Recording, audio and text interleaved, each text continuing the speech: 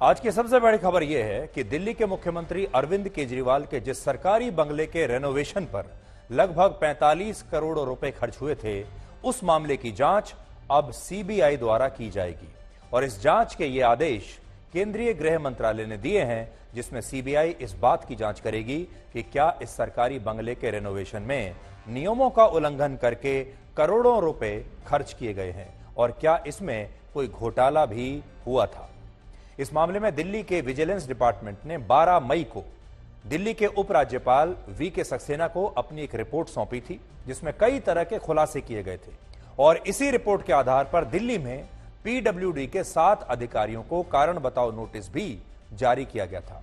इस रिपोर्ट के मुताबिक दिल्ली के मुख्यमंत्री अरविंद केजरीवाल की सरकार पर यह आरोप है कि उनके इस सरकारी बंगले के रेनोवेशन पर जब 45 करोड़ रुपए खर्च हुए, तब इस दौरान इस बंगले के पुराने ढांचे को बिना सर्वे किए ही ध्वस्त कर दिया गया था। इसके अलावा यह भी आरोप है कि सरकारी बंगले के लिए नए भवन का निर्माण करते समय नियमों का उल्लंघन हुआ है और इस सरकारी बंगले के रेनोवेशन के दौरान कई तरह की अनियमितताएं बरती गईं, जो एक बड़े घोटाले की तरफ इशारा करती हैं। और इसी रिपोर्ट के आधार पर दिल्ली के उपराज्यपाल वी.के. सक्सेना ने केंद्रीय गृह मंत्रालय को 5 पन्नों की एक चिट्ठी लिखी, जिसके बाद इस मामले की जांच अब सीबीआई को सौंप दी गई है। वर्ष 2014 में जब अरविंद केजरीवाल को दिल्ली का मुख्यमंत्री बनने के बाद टाइप 5 का यह सरकारी बंगला अलॉट हुआ था, तब उन्होंने इस बंगले में शिफ्ट होने से पहले तो साफ इनकार कर दिया था और कहा था कि वो एक आम आदमी है और एक आम आदमी को रहने के लिए इतने बड़े बंगले की जरूरत नहीं होती। और उस समय अरविंद केजरीवाल ये बात शायद इसलिए कह रहे थे क्योंकि उनसे पहले दिल्ली की पूर्व मुख्यमंत्री शीला दीक्षित टाइप 8 के सरकारी बंगले में रहती थी। टाइप 8 का जो बंगला होता है वो बहुत बड़ा होता है, केंद्रीय मंत्रियों को मिलता है। और अरविंद केजरीवाल तब शीला दीक्षित के इतने बड़े बंगले को ही एक बहुत बड़ा मुद्दा बना रहे थे। वो लोगों को यह दिखाना चाहते थे कि वो भले ही मुख्यमंत्री बन गए हैं, लेकिन उनका स्टेटस हमेशा आम आदमी वाला ही रहेगा। तो शुरुआत में जब अरविंद केजरीवाल सत्ता में आने की कोशिश कर रहे थे, तब वो ये कहते थे कि वो कट्टर ईमानदार हैं।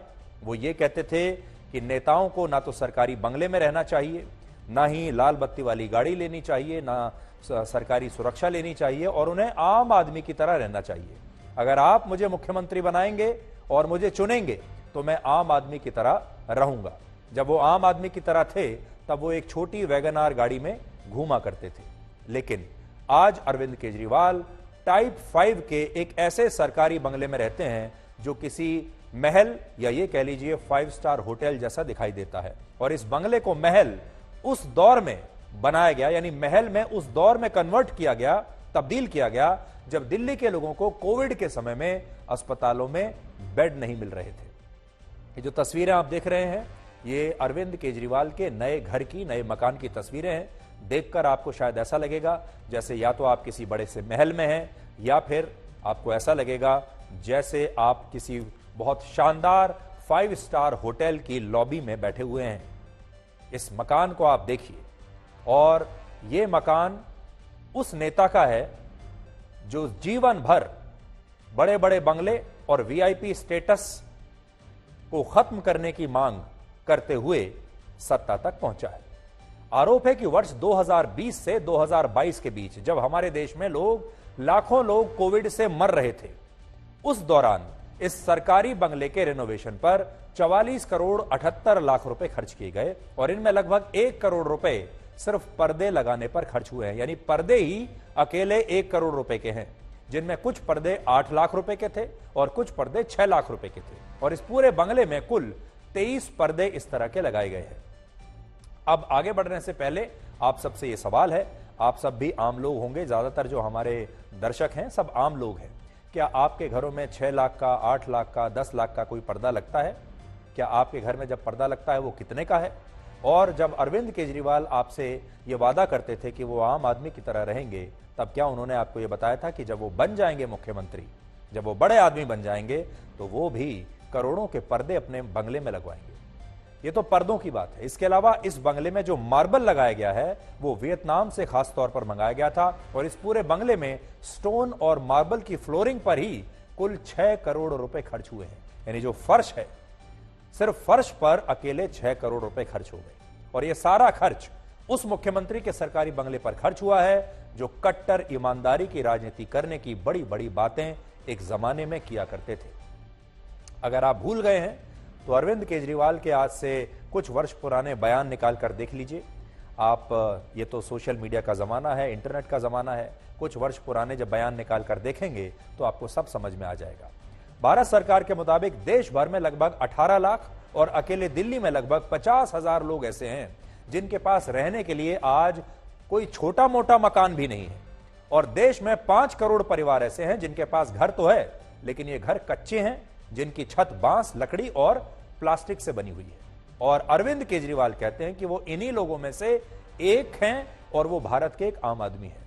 लेकिन आज हमारा सवाल यह है कि अगर वो आम आदमी हैं तो फिर उन्होंने अपने सरकारी बंगले पर ये 45 करोड़ रुपए खर्च क्यों किए। कई बार बड़ी हैरानी होती है कि अरविंद केजरीवाल और उनके जो सलाहकार हैं उन्होंने आखिरकार ये फैसला क्या सोचकर किया होगा। अगर उनकी पार्टी इस वीआईपी स्टेटस को ही बड़ा मुद्दा बनाकर सत्ता में आई थी तो उन्हें कुछ तो ख्याल रखना चाहिए था और वो ये सोच सकते थे कि जब उन्होंने लोगों से इतना बड़ा वादा कर ही दिया है तो फिर उन्हें छोटे मकान में ही रहना चाहिए था, सुरक्षा नहीं लेनी चाहिए थी। आज अगर आप देखें तो अरविंद केजरीवाल ने सुरक्षा भी ली है, बड़ी बड़ी गाड़ियों में भी चलते हैं, बड़े शानदार मकान में भी रहते हैं, सरकारी सुरक्षा भी लेकर रखी है। अरविंद केजरीवाल तो छोड़िए, उनकी पार्टी में जो बाकी के सांसद हैं, जो बाकी के नेता हैं, आज वो भी सब बड़ी बड़ी गाड़ियों में रहते हैं, चलते हैं, बड़े बड़े बंगलों में रहते हैं, सरकारी सुरक्षा लेते हैं। इन सब के जब आप वीडियोस देखेंगे, और मेरा आपको सुझाव है अरविंद केजरीवाल और उनके नेताओं के आप इंस्टाग्राम पर जाकर या फेसबुक पर जाकर या ट्विटर पर जाकर इनके जरा वीडियोस देखिए। अब तो अरविंद केजरीवाल अपनी इस गाड़ी को भूल चुके होंगे। ये वो गाड़ी है, उनके संघर्ष के समय के दौरान की गाड़ी है, जिसे दिखा दिखा कर शोकेस करके वो कहते थे कि मैं एक आम आदमी हूं और जीवन भर ऐसा ही रहूंगा। लेकिन आज वो अपनी इस पुरानी गाड़ी को भूल चुके हैं। आज एक बड़ी गाड़ी के लिए उन्होंने इस पुरानी गाड़ी को त्याग दिया है और लोगों ने ये गाड़ी देखकर ही उन्हें वोट दिया था। लोगों को लगा कि हमारे जैसी छोटी गाड़ी में चलते हैं, हमारे जैसे कपड़े पहनते हैं, हमारे जैसे चप्पल पहनकर ये दफ्तर जाते हैं, हमारे जैसे ही दिखते हैं, हमारे जैसी बातें करते हैं। हम चाहते हैं कि एक आम आदमी हमारा नेता बने। लेकिन नेता बनते ही वो इस गाड़ी को भूल गए।